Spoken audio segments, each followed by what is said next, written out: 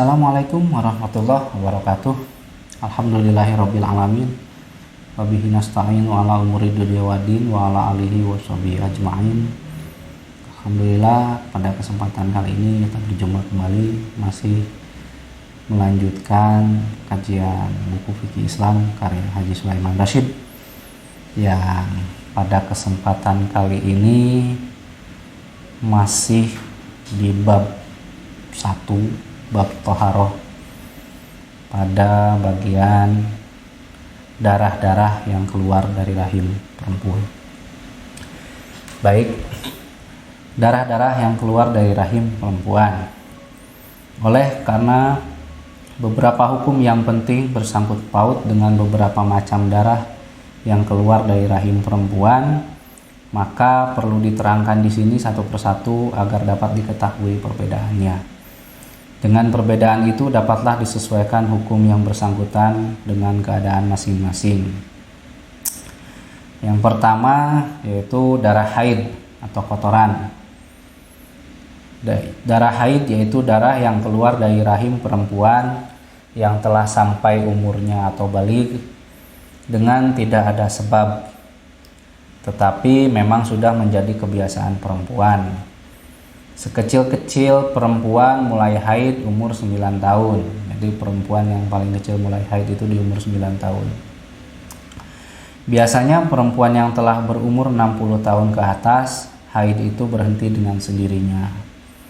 Lamanya haid paling sedikit sehari semalam, paling lama 15 hari 15 malam. Kebiasaannya 6 hari 6 malam atau 7 hari 7 malam. Suci antara dua haid paling sedikit 15 hari 15 malam. Jadi antar haid itu paling sedikit 15 hari. Sebanyak-banyaknya tidak ada batas, karena sebagian perempuan hanya satu kali haid selama hidupnya.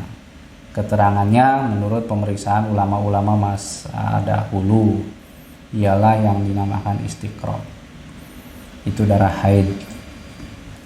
Lalu yang kedua, darah yang keluar dari rahim perempuan adalah darah nifas, yaitu darah yang keluar dari rahim perempuan sesudah ia melahirkan anak.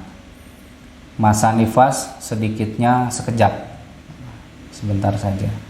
Kebiasaannya atau kebanyakan perempuan keluar darah nifas selama 40 hari dan selama-lamanya 60 hari setelah melahirkan anak. Itu darah yang kedua, yaitu darah nifas. Lalu yang ketiga, darah penyakit, yaitu darah yang keluar dari rahim perempuan karena penyakit, bukan di waktu haid atau nifas. Perempuan yang sedang berdarah penyakit itu wajib sholat dan ibadah yang lain tetap atasnya, sebagaimana tetap hukum wajib atas orang yang berpenyakit yang lain. Dari itu, hendaklah ia dapat membedakan darah penyakit dengan darah haid. Karena kalau darah itu darah haid, ia tidak boleh sholat atau berpuasa serta mengerjakan ibadah lain. Maka perempuan yang berdarah penyakit hendaklah mengerjakan sebagai berikut. Yang pertama, kalau ia dapat membedakan antara kalau ia dapat membedakan antara dua jenis darah itu dengan sifat-sifat darah, hendaklah ia jalankan kewajibannya menurut keadaan sifat-sifat itu. Ya, maksudnya darah haid atau darah nifas. Berarti kalau kelihatan sifat darah haid, hendaklah ia berhenti sholat. Sebaliknya, jika kelihatan sifat-sifat darah penyakit, hendaklah ia mengerjakan sholat dan ibadah lain. Nah, ini hadis Nabi an Aisyah anna Fatimata binta Abi Hubaish kanat tustahadu faqala laha Rasulullah sallallahu alaihi wasallam inna damal haid damun aswadu yu'rafu fa idza kana dzalika fa amsiki anis sholati fa idza kana al-akharu fatawaddoi wa sholli. Dari Aisyah Sesungguhnya Fatimah binti Abi Hubaish telah berdarah penyakit. Kata Rasulullah Shallallahu Alaihi Wasallam kepadanya, sesungguhnya darah haid itu hitam warnanya, dikenal oleh kaum perempuan. Maka apabila ada darah semacam itu, hendaklah engkau tinggalkan sholat. Apabila keadaan darah tidak seperti itu, hendaklah engkau berwudu dan sholat. Hadis riwayat Abu Daud dan Nasai. Lalu yang kedua yang dilakukan oleh wanita, kalau darah haidnya keluar sebelum ia mengeluarkan darah penyakit ini, tetap waktunya umpamanya selalu di awal bulan atau di akhir bulan, maka hendaklah ia mempergunakan ketentuan itu. Artinya waktu haidnya yang dahulu itu ditetapkan pula sekarang menjadi waktu haid yang biasa. Ia tidak boleh sholat selain pada waktu yang dipandang sebagai waktu suci. Selama waktu yang demikian itu ia wajib sholat, puasa, dan mengerjakan ibadah wajib yang lain. Sabda Rasulullah Shallallahu Alaihi Wasallam, an Aisyata anna umma Habibata bintah Hajshi syakat ila Rasulillah sallallahu alaihi wasallam ad-dama faqala laham kusi qadra ma kanat tahbisuka haidatuka summa tasili wa tawaddoi likulli sholat. Dari Aisyah bahwa Ibu Habibah binti Jahsy telah bertanya kepada Rasulullah sallallahu alaihi wasallam akan hukum darah. Beliau berkata kepada Ibu Habibah, diamlah engkau selama masa haidmu yang biasa. Kemudian hendaklah engkau mandi dan berwudu untuk tiap-tiap sholat. Hadis riwayat Bukhari dan Muslim.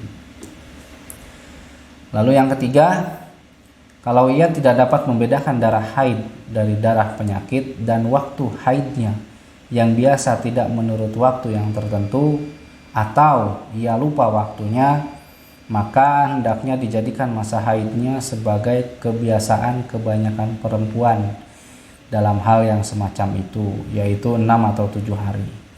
Maka hendaklah ia meninggalkan sholat dan ibadat yang lain dalam masa 7 atau 6 hari tiap-tiap bulan. Selain dari waktu yang ditentukan itu, dirinya dipandang suci, maka ia wajib sholat dan melakukan ibadah yang lain 23 atau 24 hari tiap-tiap bulan. Sabda Rasulullah Shallallahu Alaihi Wasallam, an Hamnata binti Hajshin qalat kuntu ustahadu haidatan katsirah syadidatan fa ataitun nabiyya sallallahu alaihi wasallam astaftihi faqala innama hiya raqdatum minasyaiton fatahayyadi sittata ayyam aw sab'ata ayyam thumma tasili fa idzastanqati fasolli arba'ata wa ishrina aw salasata wa ishrin wasumi wasolli fa inna dzaliki yujzi'u uki wa kadzalika faf'ali kulla syahrin kama tahidun nisa. Dari Hamnah binti Jahsy, ia berkata, saya pernah haid yang sangat banyak atau lama. Maka saya datang kepada Nabi Shallallahu Alaihi Wasallam untuk menanyakannya. Beliau berkata, sesungguhnya itu tipu daya atau godaan dari setan. Maka oleh karenanya jadikanlah haidmu 6 atau 7 hari. Sesudah itu hendaklah engkau mandi. Maka apabila telah cukup bilangan dari haidmu, yaitu 6 atau 7 hari, hendaklah engkau sholat 24 atau 23 hari. Lalu puasalah dan sholatlah. Maka sesungguhnya yang demikian sah untukmu. Dan juga hendaklah engkau lakukan tiap-tiap bulan sebagaimana haid perempuan yang lain. Hadis riwayat Bukhari dan Muslim. Nah, itu tentang darah-darah yang keluar dari rahim perempuan. Kita ulang ya, darahnya yaitu yang pertama darahnya darah haid atau kotoran, yang kedua darah nifas, dan yang ketiga darah penyakit. Nah, yang darah penyakit ini ada 3. Kalau dapat membedakan mana darah penyakit, mana darah yang lain, maka perlakukanlah seperti darah yang 2 tadi. Nah, kalau dia tidak bisa membedakan itu, tapi keluarnya tepat sebelum ia mengeluarkan pada waktunya darah haid, maka anggap saja darah haid. Tapi kalau darahnya lewat dan dia lupa, maka bisa digenapkan menjadi rata-rata haidnya itu setiap bulan 6-7 hari. Selebihnya dianggap suci. Demikian mengenai darah-darah yang keluar dari rahim perempuan. Lebih kurangnya mohon maaf. Billahi taufiq wal hidayah. Assalamualaikum warahmatullahi wabarakatuh.